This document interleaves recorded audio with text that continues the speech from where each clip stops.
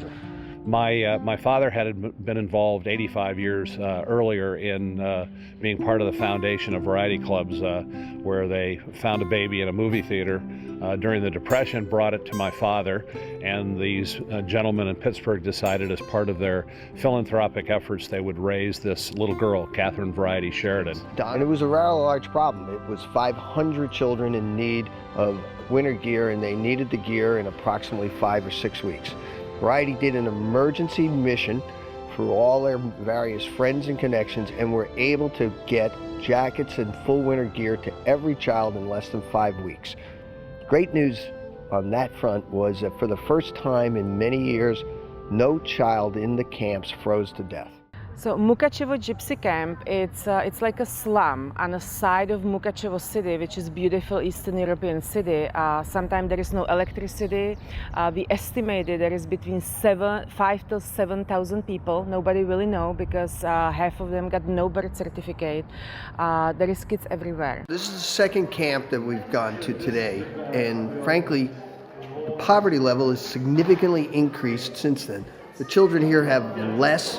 Many of them have no clothing at all.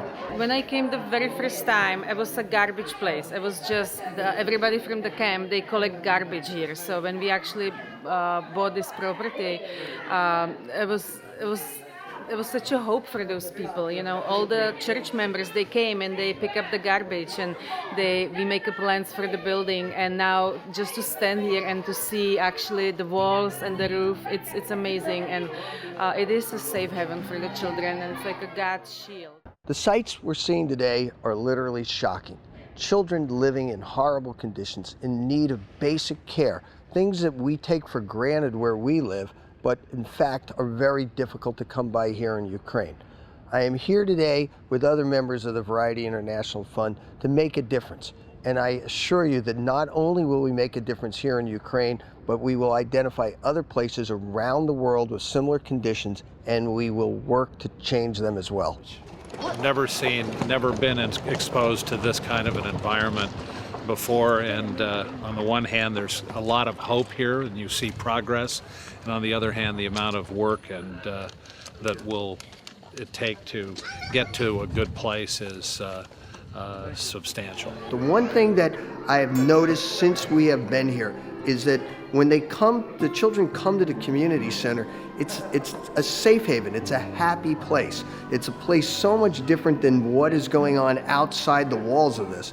And that's very uplifting to me. This has been a very emotional experience. This day in these two camps, showed a certain amount of hopelessness when I first came, and then when I saw the spirit of the children and what the volunteers and the church have done already, I became more hopeful. And to quote Clark Woods, I asked him if he was energized by this, and he said, "No, I'm now committed." And I think from that standpoint that my hopefulness has turned into a commitment to try to be helpful and get to the finish line for these kids.